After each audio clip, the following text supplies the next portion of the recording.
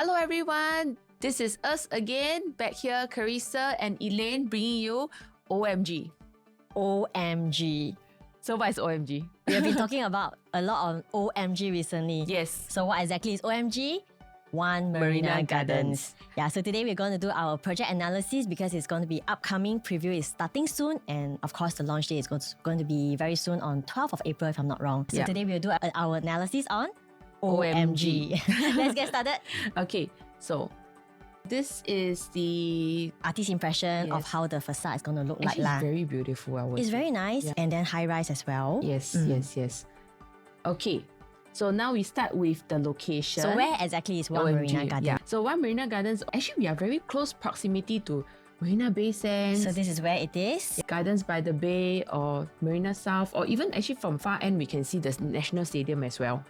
Correct. Actually, this location, if you are the same era as us, you also probably know that this is where we last time used to call this place the Marina South, where we go for our steamboat. Yes. Then there's a lot of entertainment places that we go to during our school days. Yes. So our this hangout is, place, I would say. One of the favorite hangout place during the weekends. Right. So this is where it is, previously known as the Marina South area lah. So it's going to be a very different area because Marina Bay, where we see the Marina Bay, is more of like really the Marina Bay Sands, the casino, and then of course there's properties over there. But this whole area is going to be newly developed because what we know closest to us at this point of time is definitely the Gardens by the Bay. Yeah. So this it's a will be new township, right? Yeah, government is developing this whole area. We'll go into that later on. So first thing first, the artist impression. If you need to have more artist impression or the brochure, just contact us. So these are just some of the views. Let's say we're talking about the gym, we're overlooking the Marina Bay Sands. over here. And then some of the units itself, right,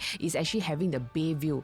Actually from here, right, we can see that the view itself, they have a curved window. From the master bedroom, you have a full view of the bay. Yep. Okay, so in this whole development, there's also a couple of shops and a restaurant, and it's also covered linkway to the MRT station. So later we share on that also. Okay. Artist impression again, developer, Kingsford. So Kingsford has actually built quite a bit of a development. Especially recent launches as well. Yes. Of course, the recent one will be Tram Park, and then followed by Normanton, Kingsford, Water Bay, Hillview Peak, etc. Then now upcoming is OMG, One Marina Gardens. Correct.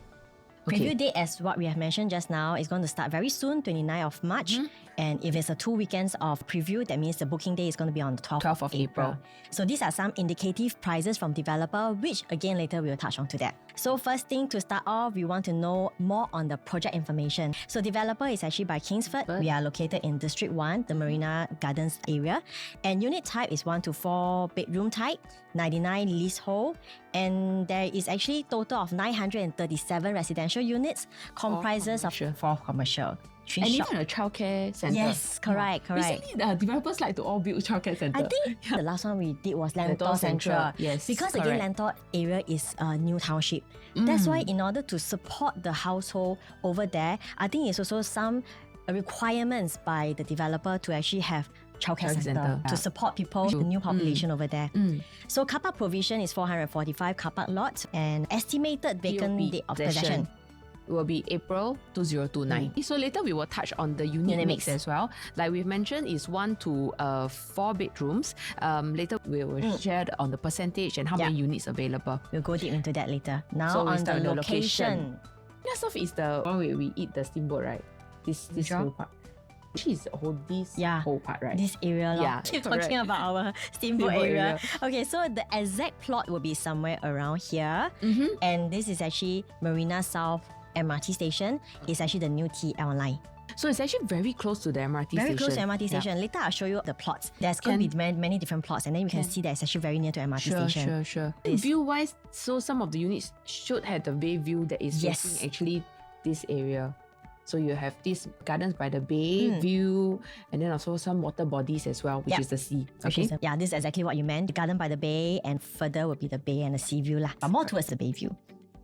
So just now, this as is I the one you mentioned, mentioned. because we are so close to the MRT station, there's actually a covered linkway. So from your house itself, you can actually walk through the covered linkway to reach the MRT station. This is where we want to touch on a little bit more on the connectivity. Oh, yeah. Very importantly, because we want to know that if we are staying in the Marina South area, what is within close proximity and how is our connectivity like, right? So if we look at this, right, where we go will be from the Marina South MRT station, which is here. So this is where we can walk through the covered linkway, and within proximity, right, we actually do see that we are actually very close to, maybe it's like 2 stops to the east-west line, 1 stop to the north-south line, the red line, north-east line 4 stops away, circle line, which is the yellow line, is 1 stop away, and then of course not forgetting the downtown line, which is 2 stops away. I think this is very important for us to understand because, again, like we mentioned, it's a new township. Because at this point of time, there's no residential land, no residential development over there. So you'll be the first to move in. Because you're so close to the MRT station, you also want to understand, so where exactly my MRT station can bring me to the different parts of the interchange. Correct. So actually, to sum up, right, it's actually just within, most of them, within 1 to 2 stops. And you reach all the different interchange. So I would say even if this is as a point of investment, I think even your tenants also want to know, like let's say I work in Raffles Place, actually it's just 2 stops away, which is maybe probably 10 minutes or less. Saves a lot of travelling time. Correct. So this is the connectivity in terms of the MRT station. Yes. Okay, next we also want to share, this is the one that we mentioned just now, the first plot in the Marina South area. This is the one, which is One Marina Garden. And from here, you can see that there's actually 5 residential plots. And being the first, this one is actually closest to the MRT station. Just now we mentioned, right? So imagine if you are the later ones, which is somewhere further, then you'll be not as close to the MRT station. Not just the 5 residential plots. Do you know what are all these? These are all white sites, is it? The white sites. Yeah. Actually, what is white site? I think a lot of buyers, they might have questions. So white site is basically a flexible use of land by the government, but they want to plot it in first. Meaning to say, this will usually happen when the government wants to develop the area. So white sites can be for residential, can be for commercial as well. So depending, there's a flexible use by the government. What's more important is that the government has already plot all this into this area because they want to develop this whole area over here. And not just that, this is actually adapted from the URA. Again, so much that we emphasize that it's going to be very new experience living next to Gardens by the Bay Marina area. Based on URA, this is adapted from there. It also wants to emphasize a 10-minute neighborhood. So when we stay there, we want to understand also if I stay here, got food or not. Got childcare for my kids. Is there clinic? Supermarkets and stuff like that. I think a lot of people, when they talk about town projects, right, they are just thinking, will it be ghost town on the weekend?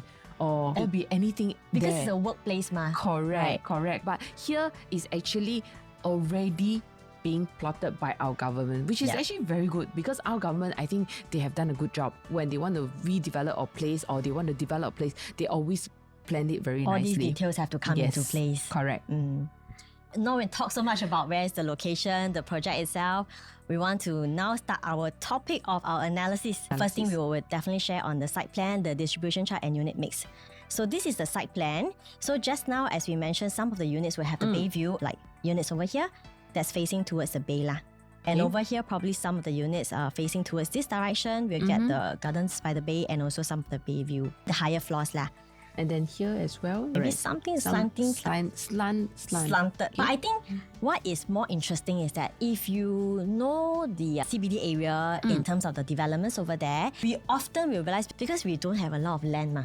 So the buildings are upwards, which means to say most of the facilities are actually upwards also. Or like Sky Garden, etc. Right, you probably have a 20th floor, 40th floor Sky Garden. But this one, interestingly, they have more communal space and more pool on the first level, right? Maybe the government also want to encourage more of a own staying in this area itself because they want to develop this place.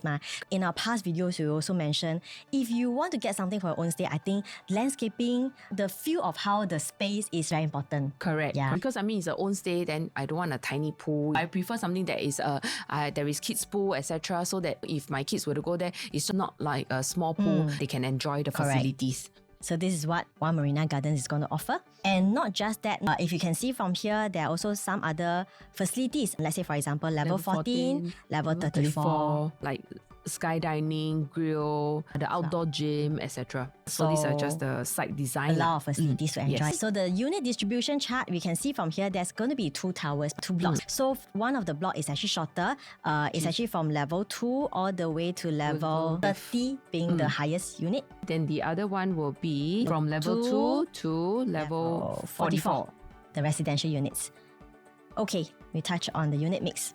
So the unit mix, like I've mentioned, 1 to 4 bedrooms. So the 1 bedroom, we are talking about 240 units. That makes 25.61%. And then 2 bedrooms, 44.61%. 3 bedrooms at 25%, and the 4 bedrooms at 4%. Actually, it's quite norm that The smaller units comprise more of the higher percentage. Yes. Okay, so that's the unit mix. To start off with, we will go into the our 1 bedroom analysis. bedroom. So first, there were actually 2 sizes that we're looking at. We're looking at 431 square feet at stack 7, which is facing more of the other opposite direction. Correct. Sorry, here there's a bit of a typo. Yeah. So 431 at stack 6 as well. And then we have another 431 square feet, stack 8. The alignment all went off already. If you want more detailed information, yes, you can send it. Actually, it's here. So basically, it's 6, 7, 8. Most of it are all facing the pool. Then we also have stack 2, 420. So there's 2 sizes for 1 bedroom, right? Correct. At stack 2, which is outside facing. Then, in terms of the layout wise, if you look at it, I don't really see a huge difference. I would mainly say that I think mainly will be here. Maybe the Size-wise, kitchen slightly wider. And then whereas for here, maybe slightly a bit more narrow for this part, but it's longer. Because anyway, 1 bedroom, the layout can't be too much of a difference. Correct. So be it 420 or 431, the layout is pretty much similar. Pretty much the same. It's only you want which kind of views. Yes, exactly. Stack 23 will be the outward facing as well. That is 420. Stack 20 outward facing. This might have some bay view leh. Because we were analysing, right? Stack 23 is over here. So the MBS is somewhere here, ma. Then there's Gardens by the Bay, and then further beyond that will be the MBS. So if you look at the diagonal view over here, cannot confirm, but might have, looking at how the direction is. Then of course the last one will be 420 again at stack 16. This is pool facing. Okay, so now next thing, how are we going to analyse the 1 bedroom and 2 bedroom in our project analysis this time round? Just now as we've seen all the floor plans, I think actually is pretty much the same. So it is not so much on identifying which is the better view to buy or which is the better layout to buy for the 1 and 2 bedroom. So later 2 bedroom we also go into the floor plan, but you will also realise that it is pretty much the same. So what's more important in our analysis today is to identify the rental yield, to understand what is the rental yield over there. Because in this CBD area, I would think that is the most crucial point. A big bulk of clients who are looking into this area, for 1 and 2 bedroom especially, will be looking at the rental. Then rental yield. I think that will determine what kind of pricing is safe to enter, and then also what kind of rental yield are we talking about. Whether is it attractive enough? Correct. And the price, is it attractive enough also for us to consider a unit in One Marina Garden for 1 and 2 bedroom? Okay. So if that's the case, we also want to know first thing first, what is the surrounding 1 bedroom rental in this area? But because there is no surrounding, so we will take reference from Tanjong Pagar. Because that's within close proximity. It's also the CBD area. So in our 1 bedroom rental, we are taking projects like, for example, Icon, Altez, and Sky Suite Anson. And also the sale at Marina Bay. So first thing, Icon, we can see these are all the transactions done recently in terms of the rental. So for Icon, there's a few sizes for 1 bedroom. We can see that averagely is about $7 plus. That's for Icon. And then for Altez, it ranges again because there's different sizes. So it ranges from $6 plus all the way to $8 plus. Sky Suites being the smallest kind of 1 bedroom in this surrounding, right? About 300 to 400 square feet. And we can see that the average rental that's transacted when I convert to dollars per square foot is actually $9.81 per square foot for its 1 bedroom rental. I think we also want to take note of Robinson Suites as well. So Robinson Suites, there's 400 to 500 square feet, and then also at the range of $7 to $8. $7 to $8. Then we look at the sale as well. The sale 500 to 600, we look at $7, $8 averagely. Yep, over here. And Marina Bay's at 700 to 800 square feet, we're looking at $7 plus in terms of per square foot. Based on all these dollars per square foot, do you identify a trend? Actually, I do. Because if you look, right, most of the units that are smaller actually demands higher PSF in terms of the rental. The dollar per square foot, right? And this is why we summarize for you in a table form. We really realize this thing, which is the smaller the unit it is, the higher the rental dollar. In terms of per square foot. So you see from here, SkySuite has the highest, right? Yeah. That's also because in general, a one-bedroom rental, it's more or less about there. 4,500 to 5,000. If you can stretch a bit, maybe 5-ish. So that's about it. But if let's say your unit is smaller, it also becomes that your dollar per square foot is higher. Yeah, because you can't imagine having one bedroom in the Robinson, maybe $3,000. Yeah, it is That's not possible. But then having said, it's also maybe not so possible to achieve like a vast difference of like 7,000. Correct. So even if you are bigger. Even if you're bigger. So this is how it works in the CBD area. The smaller the unit, we can see from here, the higher the dollar per square foot. Rest of them, which ranges from 500 to 700 square feet, the dollar per square foot is more of a $6 to $7 thereabout. Exactly. So now we know the rental. So what will exactly be a safe entry price, Elaine? For One Marina Garden, right? So if today I want to buy a unit for investment, I want to be able to achieve the similar kind of rental yield that has been performed by a lot of our developments over there. So what's the safe entry price? We also need to understand first thing is, what are the transactions done recently in this area for one bedroom? So first thing, the case study that we see is actually the sale at Marina Bay. The average price, we take an average. So there were actually a couple of transactions. So we take the average is about 1.28. So I would say 1.28 to 1.3, thereabout. And the average rental, 4,500. Taking these two, I'll get the rental yield of 4.2%. Okay, so this is probably some of the yield that is accepted by this region. That's why it is being transacted recently. Because if you're a buyer looking at the sale, you also want to have a decent yield. It means this is the kind of price that you'll be willing to pay for a property over there. Yes. Okay, next. Marina One residence, 700 to 800 square feet. The average purchase price will be at 1.6. Rental again, just now we saw this one is at 4.5. So this one's slightly bigger. So we are going about 4.9. But the yield is actually at 3.7. Or slightly lower actually. Actually, because of the purchase price. Yes. And the purchase price is also because of the unit size. So that means to say that if we are looking at One Marina Gardens, our purchase price is actually quite a very crucial point, because rental kind of we cannot control too much, right? Because we cannot say that because we are newer or whatever, we demand for 6,000. Yeah, not because we are bigger, we can get a higher rental. Correct. It's also how much the tenant is willing to pay for one bedroom. Exactly. If let's say over here is asking for 7,000, over here is 5,000. If you are a tenant, you also go with the 5,000 because a one bedroom is a one bedroom. So that is also why it is interesting to see. We actually plot in the transacted price. Over here, we can see that it's actually the sale at Marina Bay, Marina Bay Residences, and just now Marina One Residences. Oh, Marina One in the red zone though. Yeah. So why is that in red? There's a drop in price. This is actually the transacted price. Everyone's in the green zone except for Marina One. There's a reason why we want to share this with you, because a lot of the clients' concern, because we have been in contact with clients, sharing with them about what's coming next, right? Then the first question they will ask that, I see some unprofitable transaction in this region, in Marina area. So what is the reason for having non-profitable transaction? That means the seller have to sell at a loss leh. Exactly. So what's the underlying reason for that? So we come to this as well. Taking again the case study of Marina One Residences, and there's quite a number of unprofitable transactions. Where we did the analysis, we were like, okay. So we actually just pick up one of it to do as a case study to share with you. So the purchase price of this owner purchased at 1.733. So then this seller has to sell at 1.452. So that is close to a $300,000 lost. Yes. Okay, so again, what's the reason? So just now we also mentioned, if the rental for one bedroom accepted over there is about that $4,000 to $5,000, the rental at $5,000. If I'm the owner who owns the property at 1.733, rental at $5,000, my rental yield is at 3.46. Oh, okay. So that's pretty much lower than the rest of the other units in the Marina. Sale at 4.2. Correct. So then in order to achieve a rental yield at 4.1 to 4.2, my rental I cannot control much.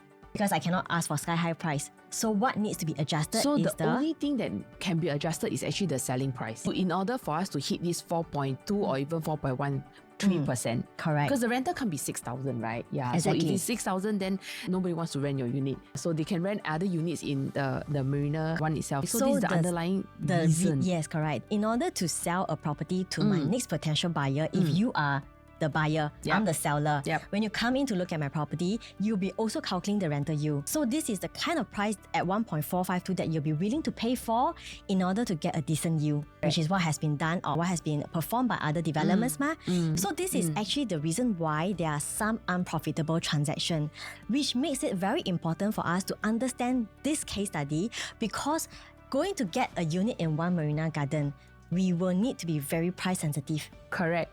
Yeah. So that means to say that actually in One Marina Garden, if we want to buy something in there, we have to look at the yield, at the same time the entry price. Exactly. So that when we exit in the future buyer will still have that margin to still have that 4.2%. Correct. Because if let's say, typically in a development, let's say you want to get a 1-bedroom for a period of 3 to 4 years, I would say that a healthy profit margin will be about 80,000 to 100,000. Correct. All the developments all around Singapore lah. So if I want to buffer in this potential profit in order to exit to sell to my next buyer, this has to be buffered in. And we have to take into consideration the rental yield that's going to be achievable if I were to even buffer in this amount of profit. Correct. So that means now we need to first understand the price we're entering and what are the price we're going to sell in the future to buffer our profit. We need to do a backwards calculation already. Correct. These two things is crucial or essential in order for us to achieve the 4.2%, so that in the future we might not need to sell at a loss or So we hope you understand. We really want to share all this with you so that you could be able to identify a correct entry price. So this is the table that we have done up for One Marina Garden pricing, potentially for 420 square feet, right? If we were to take a rental per square foot of $10, because just now what we've seen in Sky Suites, which is the smallest unit, 981 or something like that. Close to 10. And because Sky Suite, why we are taking Sky Suite as an example or reference, because it's the closest to our unit type, which falls between the 300, 400 over square feet.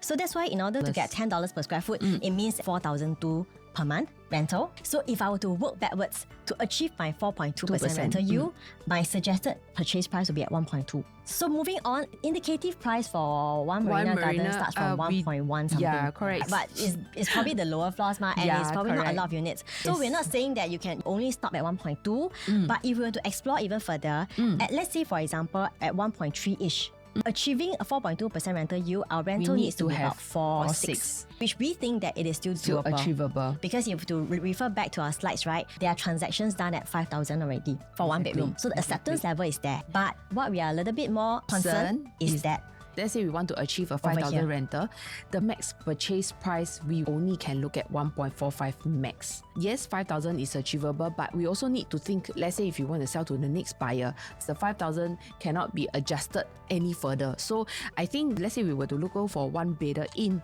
One Marina Gardens, right, should be a roughly maybe 1.4. our suggested price, our suggested price. maybe not so much beyond that 1.4 mark, though it's mainly over here.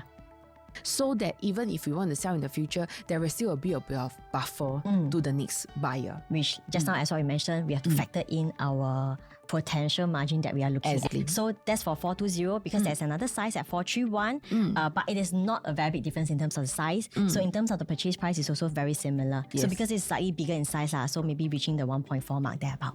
Okay, so that's for the one bedroom. So now we have identified the rent potential yield that we want to achieve. If we were to own a property, a one bedroom in One Marina Garden, this will be our suggested price. Yes. Over here. So Next. that brings us to the next one, which is the 2-bedroom analysis. So we're going to adopt a very similar concept for one Exactly. and 2 bedroom. Exactly. But Because before- again, 2-bedroom, some they will want to buy for investment. Some, if I, let's say for example, just couple and then I want to stay in a new township, I want to stay marina, maybe I can consider the 2-bedroom for stay as well. But then again, if you are buying for your own stay, you also want to be able to understand what is the rental yield over here, because it will also affect your property price. Your exit, right? So that's why we want to understand in depth in terms of the rentability, rental yield for a 2-bedroom as well. So let us look at the different layout first. There are three types of 2-bedroom. The first one is 2-bed, 2-bath. Then we go into 2-bed plus study, and then it's 2-bed plus home shelter. So we look at the different floor plans first. So maybe let me share the different floor plans for 2-bedroom. So smaller size is 646 square feet, and we have 667, and we have 657. So 657, there's actually two types. This is the one with the study. This one is a dumbbell with the study. But there's also a 657 size, but it's a traditional layout, which is over here.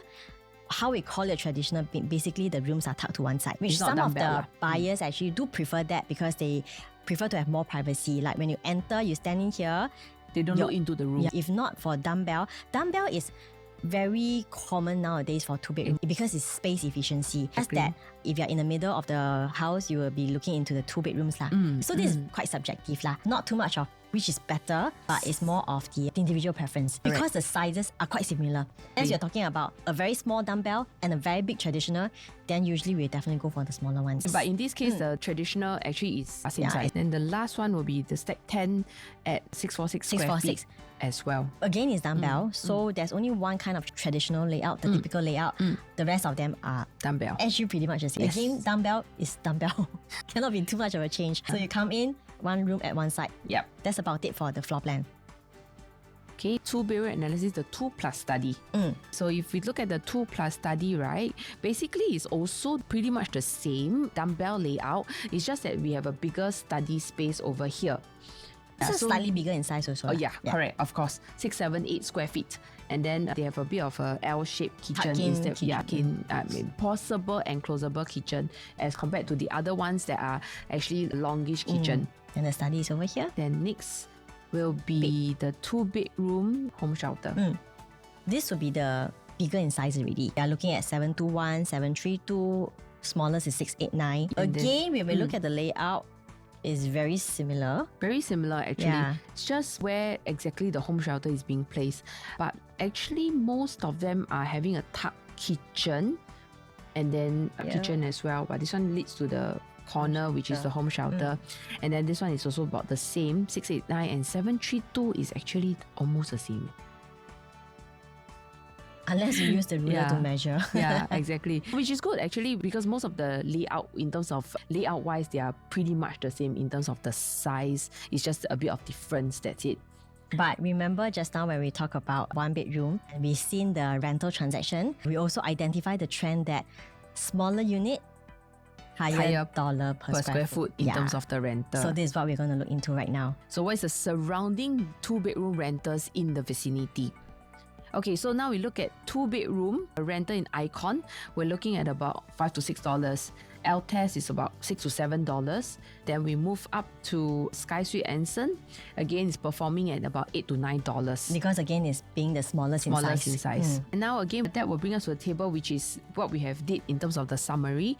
Sky Suite Anson, because being the smallest, again, is calling $8 to $9, right? And the rest, look at the rest of them, because of their size in terms of a 2-bedroom, they are much, much bigger. So again, the rental quantum is more or less there. Cannot be too low, cannot be too high. So if you actually average it out according to the size of the unit, that's how we can understand why smaller the unit, higher rental per square foot. So does it mean that actually 2-bedroom here also better to go for smaller size? Yes. If you want to be able to achieve the kind of rental yield that has been performed by the surrounding developments. Yeah, unless you want to buy for your own stay, then of course you will go for maybe a more spacious unit. If let's say today in our analysis, you are talking about the rental yield, then yes. If let's say I want to stay for maybe just a while and then I want to exit and sell to a group of buyers that are like maybe investors and also own stay buyers, but more likely or not will be investors, they will probably look at the numbers, right? Correct. Yeah. So again, now we want to understand the safe entry price for One Marina Garden if you want to consider a 2-bedroom unit over there. So we're going to do the same thing. We want to understand what are the accepted prices that buyers are willing to pay for a 2-bedroom in the surrounding resale. So the sale average purchase price is at 1.7 and then the rental is averagely about 6,000 plus in order to achieve 4.4% yield. So that means to say my rental is more or less there. If I want to have this yield, this is the price that I'm willing to pay and this has been accepted and transacted. So Marina One residences, because the unit size is much bigger. And the price in terms of the difference will be about close to 100,000. So no choice lah, because my size is big. I naturally have to sell at a higher price in terms of the quantum. But again, looking at the average rental, just now was 6.265 thereabouts. Yeah. So for 2-bedroom, we will say that it's probably about 6.5 to 7.5 range. But then because of the price have been a bit higher, the rental yield reduces to 3.8. So I think this will also determine if we want to look at One Marina Gardens, what kind of price range, and again the rental, if we take that into consideration, if you want a decent rental yield, what is actually a safe entry price. So just now we saw that the Sky Suite Anson is also at $8 plus, right? So Correct. again, we round a bit. So rental per square foot is at $9. And the smallest unit in One Marina Garden is 646. That means to say, if I multiply this two, will be 5,008, which is okay. Because just now we've seen average rental over the sale is already at 6,002. At Marina 1 is at 7,000 plus. Correct. So 5.8 is very conservative. So if that's the case, suggested purchase price about 1.7 plus. But because the indicative price for One Marina Garden for a 2-bedroom is about 1.8. Yeah, correct. It starts from 1.8. So actually, our suggested price is very close to it. The way how we work out the rental amount and the rental yield, we are actually looking at very close price to what developer is also looking at. Having said that, just now when I mentioned the rental at 5.8 is super conservative. So achieving a 6 plus is very okay. So for Marina 1 residences, the rental absolute quantum is at 7,004. So coming back to One Marina Garden, 7,004 will be around this range, all right? Exactly. But again, we do not want to Take that into consideration because their size is bigger. So our size is slightly smaller. So in terms of that, I think we should do have a cutoff in terms of this pricing. maybe So somewhere around here. I think if in terms of that, right, 1.9 or maybe slightly above 1.9 will be actually a safe entry price so that we can exit safely in the future. Not forgetting, just now you have also mentioned we want to buffer in a little bit of the potential profit margin for our next buyer in order for them to be able to achieve and enjoy a 4% rental yield as well. So that means to say that if let's say we're talking about 1.9 to 2.15, we're talking about 200,000 in terms of profits. But let's say they were to buy at 2.15 in the future, they still can have this 7,000 rental. And then that will give them about a 4% yield. So again, we work backwards. So that's the suggested pricing for One Marina Garden. So which is the best unit type? Because just now we've seen so many floor plans for 2-bedroom. So again, our recommended choice will be the 646 square feet, which is 2 of the stacks. Having said that, why is that so? It's because, like we've mentioned, the smaller the unit, the higher the rental in terms of PSF. So that is why this is our recommended choice. Let's say you want to stay, it's also very comfortable. If you want to rent out and sell in the future, it's also something that you might want to consider. Is easily achievable in terms of the size, and investor was to come in, they want to look at the bigger size, right? Then again, they might be in that situation. They will start to punch their calculators to get the rental yield already. Correct. Yeah, there's something just to bear in mind, and this is our recommended choice for a 2-bedroom. 3-bedroom. Next, 3-bedroom analysis. To start with, again, we look at the different floor plan. So we have got the smaller unit of a 904, 980 and 1012 square feet. Okay, this floor plan 3-bedroom will be more different now. So over here, let's start with the smallest. So this is 904 stack 3. Anyway, it's outwards facing. Actually, it's facing a bit of the gardens by the bay. Because you can see from here, there's the reason why they do the rounded two views. So this will be for 904. Okay, so we come in, we have our proper dining space, proper so living is here. proper. That's why towards here will be the bay view. And the 3 of the rooms will be over here. 1, 2, and 3. So that's for 904. Then next we have our 980 stack 12. So this one comes with the bomb shelter. You come in with your home shelter over here. Then we have our kitchen. Although you see there's some triangular shapes over here, but that one is okay. Because if you take a closer look, it's actually just the aircon latch and the RC latch, which is the reinforced concrete. So when you're in the unit itself, right, it's all regular shape ones. This is harmonized, right? So that means this space doesn't count into the size as well. Correct. The aircon latch is not counted in. So you don't see it, you don't pay for it as well. So everything is regular in this manner. So we also have a more of a portrait layout with the balcony. And then coming in, we have our rooms over here. And this is outward facing, right? Yes, correct. This corner. So if you realize how the architect did this is that as long as you have a corner, you will potentially have got 2 different views because you have a balcony here and then you have your rooms over here. Exactly. So the next one will be the much bigger one, but the layout of it is also pretty much the same based on the living and dining. It's also what we call the portrait, the deep-in layout lah. So you come in, you have your living dining area over here. The major difference is the home shelter, right? Over here. The major difference is the home shelter. They want to cater it for own stay, more of own stay buyers lah. Correct, for 3-bedroom lah. So we have the smaller size, 904, 980 and 1012. That's for 3-bedroom, the 3-bed, 2-bar with home shelter. Next, we want to come to this very interesting layout, which is the dual key. Hey, actually, very long developers have not built dual key. Because, right, I think in terms of the resale market, we often have got feedback that dual key may not be able to sell as well, to sell to the next buyer. So maybe this is also the reason why developers Stop do building. not so much of the dual key. But having a dual key in this area is very different. Correct. Which is what we're going to go deep into the dual key units. So Okay. dual key is actually 969 square feet. It's an in-between size because just now we saw the smallest is 904, And it's 90, yeah. so this is like 969. So in-between size. Okay, let's go into the floor plan. You come in, you have a long foyer over here. Then we have a door which actually leads to the whole of the 1-bedroom unit. So this can be one unit that being rented on its own. Yes, If correct. let's say, for example, if I decide to buy something like this and then I want to stay in, at the same time, I can actually rent out this part without having tenant being in my unit. Because it's a dual key ma, so you have one access over here and then you can actually do another access over here, which means to say this one is rented out and then you can actually stay in here, which is your 2-bedroom unit. So this is a proper 2-bedroom. Also, something that we saw just now, the traditional kind of 2-bedroom layout. But over here, because we have talked so much about rentability, especially in this area, there's also buyers looking at dual key unit to rent out both sides. You rent out a 2-bedroom, you don't stay, and you rent out 1 room. So we look into that later. So then, just now we talk about the basic 3-bedroom, then we have the dual compact, key. Now we have the 3-bedroom premium. Oh, they have 3-bedroom premium as well. So we have 1066 square feet, then 1238 square feet, and also 1173.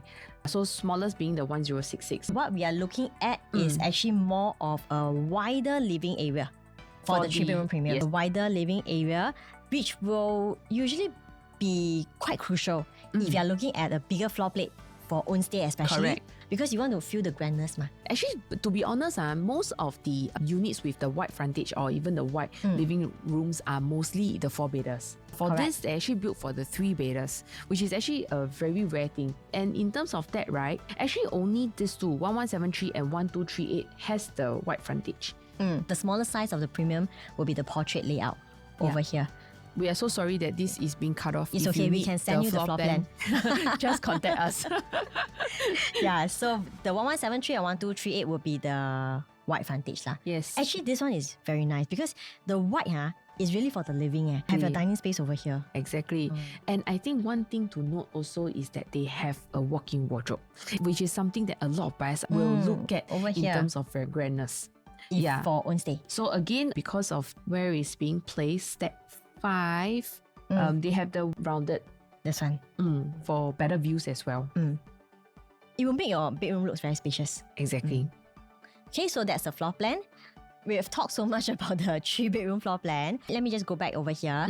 Definitely, if it's looking for own stay, I think that there's nothing to pick on in terms of the floor plan. Of course. Because especially the premium ones, like what we mentioned, the wide frontage and everything. We have proper Where to come 3-bedrooms. by. We have storage space and everything. Because again, our analysis today is more on the dollars and cents in terms of the rental yield. So if it's based on a rental yield perspective, our recommended choice would actually be a 3-bedroom dual key. Why?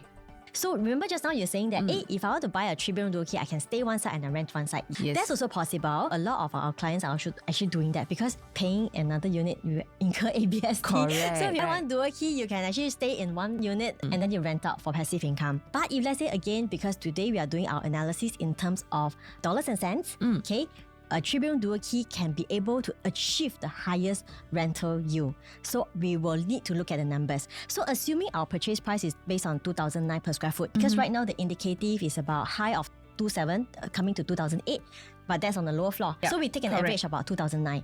So assuming our purchase price for 969 3-bedroom dual keys at $2,009 per square foot, okay. it works out to be at 2.8 million. Okay, and because I have a 1-bedroom, I have a 2-bedroom.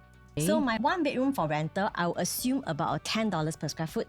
Again, remember just now when we did our 1-bedroom analysis, SkySuite at Anson The one bedroom Close was at to, $9 yeah. plus. So we take $10 for one bedroom. Then again, two bedroom was $8 plus. So we take a $9 per square foot for this two. That's how we derive a rent of $9,000. Yes, 9,001 actually. Correct. So this is an estimated assumed rental of $9,001 for a 3-bedroom dual key. And that brings us to a yield of 3.89%. Correct. So we calculate this one, rental times 12, and then divided by total purchase price, rental we at 3.89. So is this 3.89 attractive? Then we have to look at something in comparison. So the next one we want to look at is the smallest unit type for a 3-bedroom is 904. 904. Okay? I think this is something that we need to compare as well. Because Yes. some buyers may think that if let's say I want to buy a 3-bedroom, then which actually is a better choice? Should I buy the smaller 3-bedroom or should I buy the dual key? Because for our 1 and 2-bedroom, we keep emphasizing On the our smaller recommendation units. is the smallest unit type. Yeah, correct. But in a 3-bedroom, it is probably Oh, not the okay, case. so- So for our 3-bedroom, smallest unit is 904. Assume same kind of per square foot price that we're looking at, but being a smaller unit, our total purchase price is smaller, 2.621. And now, because I cannot use my 1-bed and 2-bed rental, in terms of the rental, it's about 7,500. Now, how do I That is, divide we are this? taking into consideration the average size. Sorry, Sky Suites. average. Correct. So that is about 7,588. So we take 7,005, for example, for the rental yield. So rental, then we get 90,000. That brings us to be about 3.42%. That's correct. Okay. That's how we actually compare, right, in terms of whether should we get a smaller size or actually should we get a dual key that makes more sense. Correct. So that's why our first choice for rental investment, if you're going along this route of going for a 3-bedroom for investment, then our recommended choice would be Would be 3-bedroom dual key. This is the 969. So now we recap a bit. 1-bedder, 2-bedder, we go for smaller size because that brings us to higher PSF in terms of rental.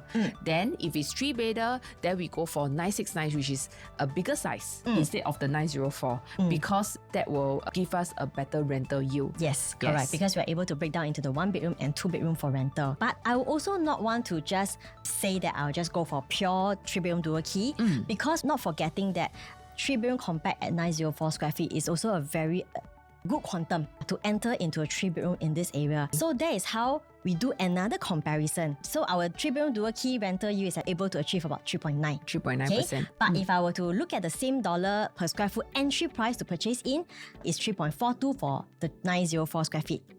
So I would also want to recommend based on adjusting the purchase price a little bit.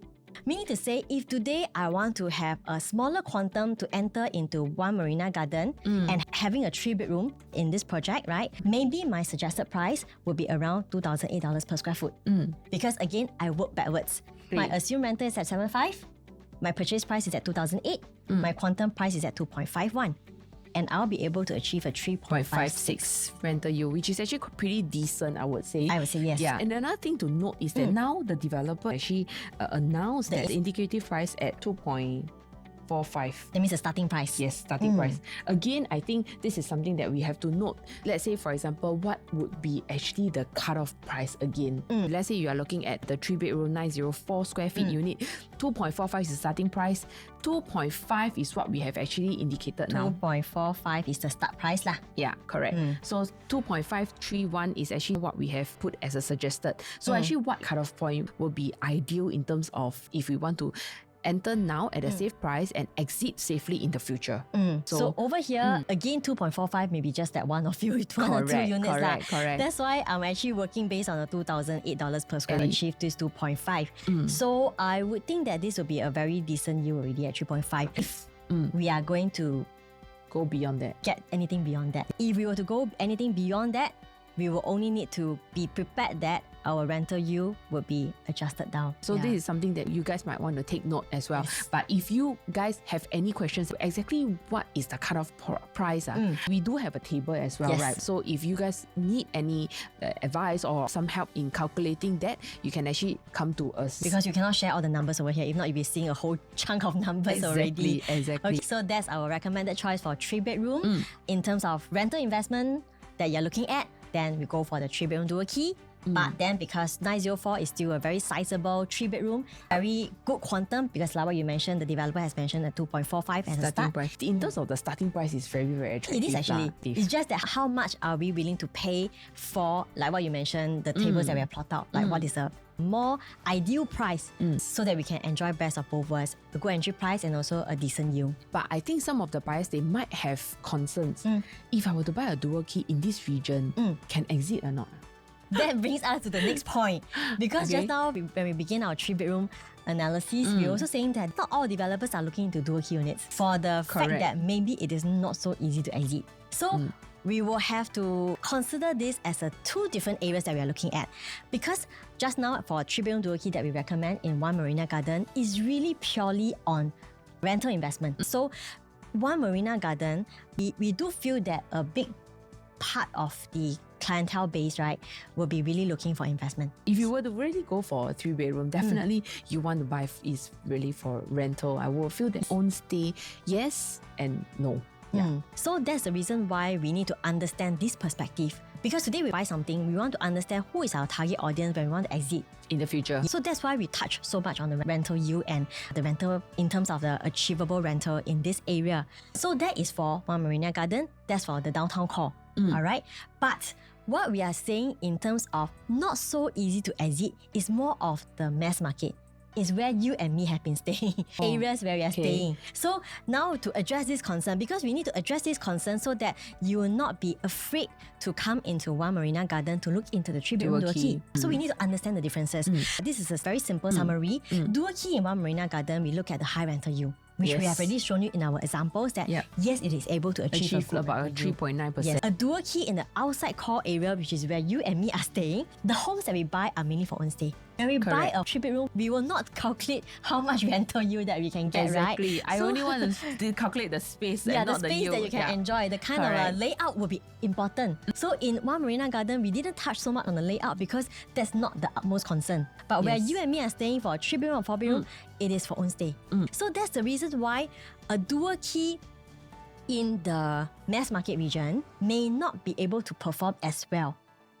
So the next thing that we want to understand, the buyer's mindset when we buy a dual key in the mass market. So that we understand this part, we can then keep this into our brain and then we will not take this consideration into One Marina Garden. We need to separate these two parts. Then we want to also address this, why the dual key in condo does not perform as good, but in mass market, dual key in EC actually perform well, perform better. So we take example 2 case study as well, which is La Fiesta, which is a condo status. Sengkang, right? Yeah. Both is actually in D19. So we need to get apple to apple comparison. Yes, correct. To Perry, which is actually EC. So today, if I am a buyer, if I'm someone looking at a 3-bedroom in this area, my budget is probably about 1.7 to 1.8 million for a 3-bedroom. That's the reason why it is transacted 1.7. For the 3-bedder, 1001 square feet. Actually, not just in La Fiesta. I think in a mass market, if you're looking at resale, the quantum about 1.7, 1.8 is around there for 3-bedroom. Then if I want to look at the 4-bedroom, my budget would be probably about 1.8 to 1.9. Thereabouts. Yes, correct.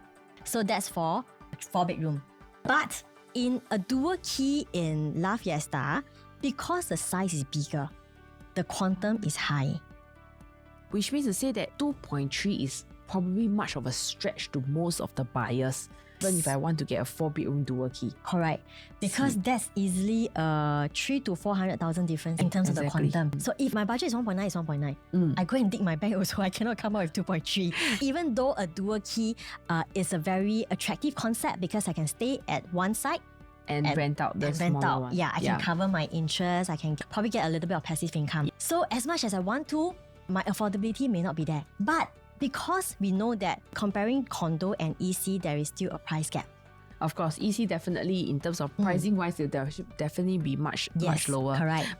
So if I'm a buyer with a 1.8 to 1.9 million, I'm not able to get a dual key in my condo that I'm looking at, but I can come to my EC and get a 4-bedroom dual key at 1.9 million. So that means to say that most of the buyers with the 1.9 budget, right, they will probably prefer to even go to a EC dual key than a condo, which is at 2.32. Yes. Correct. So end day, when we are talking about dual key as an own stay, we talk about the affordability. We talk about the budget that we're looking at and how much we can afford. As I mentioned, as much as I want to have a big size, a big space for rental, for own stay, the budget is there. So this is the reason why if you're comparing the mass market dual key, EC will outperform a normal condo status. So why we want to explain this whole part is because we want you to understand that it is not that dual key cannot exist. It's because of the affordability. So this brings back to our concern that actually it's not that the dual key cannot sell. It's more of the affordability because you're talking about mass market. So we just need to understand this in terms of, again, the dollars and cents. That's why we can address this concern. So coming back to One Marina Garden, it will be a different picture all in all. Because what we are looking at is actually the rental yield. We are not talking about buying for own stay. So that will be very different. So do not be afraid to look into dual key units, not just for just One Marina Garden, even for mass market. Correct. It is how to identify the correct unit that can actually fits into your budget. That explains the concern of the dual key in a way. Just to recap a bit, our 3-bedroom, our first choice in terms of the rental investment will be for 3-bedroom dual key. 969 square feet. 904 will be our second choice. Yes, but an ideal price is important to look at. Yes, correct. So if you need the table, come back to us again. Last but not least, we have our 4-bedroom analysis. That's the last layout that we are looking at. So this is 1647 square feet. Again, it's a wide frontage, which is actually what most of the buyers are looking at in terms of the layout that they might want. And also at the same time, this one has a full bay view. It's actually facing here. The master bedroom is actually facing the bay view. There's only one stack. There's only one step. In terms of the layout, everything, I would say that there's nothing to talk too much about. They have the master bedroom, they have junior master as well. All these are all provided. In terms of for the 4-bedroom layout. If you have the budget, will you stay here? Will. Yes, right. I see the Gardens by the Bay every day. You wake up to a very nice view. Then you get more motivated every day when you wake up. Exactly. Yeah, so in terms of our 4-bedroom analysis, we don't really have too much in that for you because it is just one layout that we're looking at, just one size. It's whether you want it for own stay. Because in terms of the rental yield, for big units in the downtown core, we may not be expecting a very attractive rental yield. So yeah, it's really whether you like it or not, whether you want to stay in there for the 4-bedroom. But I think maybe we can touch on a bit of the starting price for the 4-bedder. That'll be good to know. So the starting price for the 4-bedder will be 4.45. Which is actually, to be honest, in my context, I will feel that it's actually very attractively priced. Now I remember when we were doing the analysis, a lot of the downtown core for 4-bedroom, their floor plate is super big. Can be over 2,000 square feet. That will mean a super high quantum. So this is actually a very sweet spot in terms of the entry price. Yes, it is. To own a 4-bedroom in the downtown core area, facing the bay every day, is a super attractive price. So something for you to understand. Take note and understand. So this is the quantum starting from price for the 4-bedroom. So we have done our analysis from 1-bedroom all the way to 4 bedrooms. That pretty much sums up our analysis for the different unit type. So we want to also summarize based on this. The key focus area in Marina is actually the rental yield. So that's why in the whole analysis, we've been talking about rental yield, how much is a safe entry price in order for us to get a decent rental yield to exceed in the future. We also have actually covered the part that, like for example, the 3-bedroom premium has got very nice layout. And also because of what the government is going to develop in this area, in the future. We are expecting clients to be looking at this area for own stay. Correct. Maybe not immediate. In anyway, it's a BUC, building under construction project. So it is not like you're going to stay in like next month. So it's going to be 3 to 4 years later. Throughout this development, we can then see how much the development has changed. Yes, correct. If you need help in terms of identifying what is the ideal price for the different unit type, then let us know. We can actually share analysis with you. To end off this analysis, we also want to touch on a little bit on the pricing, developer pricing strategy. Now, why is that so? Because Kingsford has just launched Prime Park end of last year. So when we were doing the analysis, we used their previous last launch, which is Momentum Park, to identify what is their pricing strategy. Why is this important? Because then we will know how the developer actually price. Is there a premium in terms of next floor jump? In terms of different phasing, am I paying actually more? In terms of percentage, I think that is very, very crucial. The fact that we are doing all this analysis is to share with you more information so that before you go for your booking, you can understand what are the price point. So that on the actual launch day, because actual launch day, you only know the prices on that very day. And your agents will probably throw you with all the pricing. From there, you say, so what is the best you need to buy? Let's say this facing versus this facing. Is there a premium? How much premium in terms of percentage wise? I think that is something that we want to know as well. This is always how we help our clients to really identify the correct one. On the balloting day, there will be probably much of a chaos. The tension is very high and then we are all very anxious. Exactly. Yeah. So we have a strategy because Kingsford has actually launched Chuan Park and Normanton. So we use that as an example to help share how we actually identify in terms of premium jump wise. Is there any premium? What are actually the key unit types pricing we should take in order for us to understand, has developer priced it too much in terms of premium on the other unit? Correct. For Chuan Park, what we have identified is that there was actually a premium jump from the second floor to third floor. So second floor to third floor, there was a premium jump. And then there's also different pricing in terms of the inwards facing and the outwards facing. Because if you remember, Chuan Park pretty much is surrounded by landed.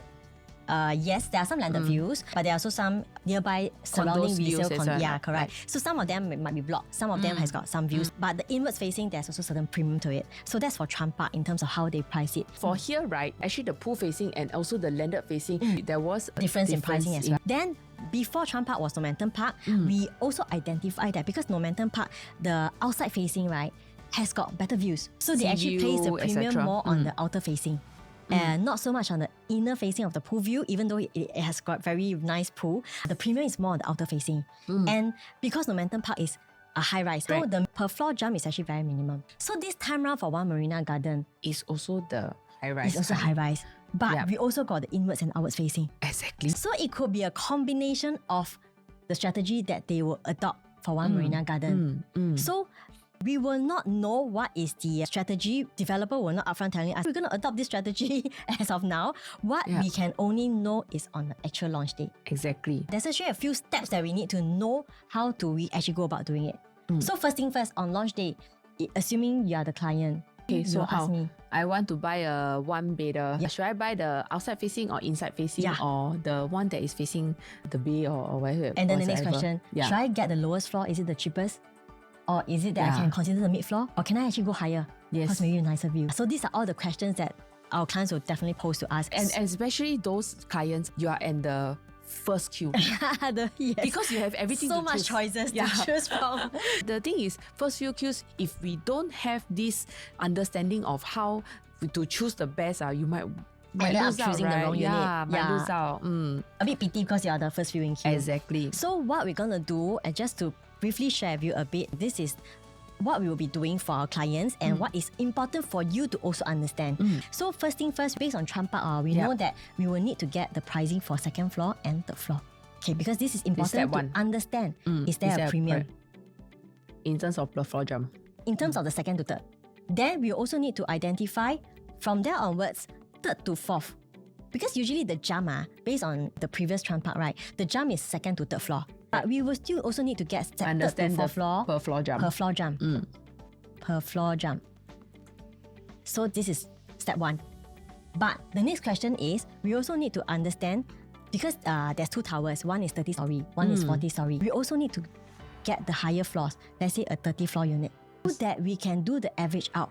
Whether is it worth to go for the lower floor or the higher floors. Then again, coming back to analysis. This is crucial is because the Normanton Park also adopted a minimum per floor jump. So even if you go very high floor, the per floor jump was not a lot of difference. Correct. So maybe the total quantum. So as much as 1 and 2 bedroom, we want to go on a best rental yield possible, but we need to just understand and know whether, like you mentioned, what's the per floor jump. So that we know that today if I buy a mid floor, high floor, what is the difference in terms of quantum? So this is part one that we have to look at. Part two, based on the second to third floor, right, we also need to know like the different phase, different views. Correct. So maybe based on second to third floor, I need to get one pricing for the pool view.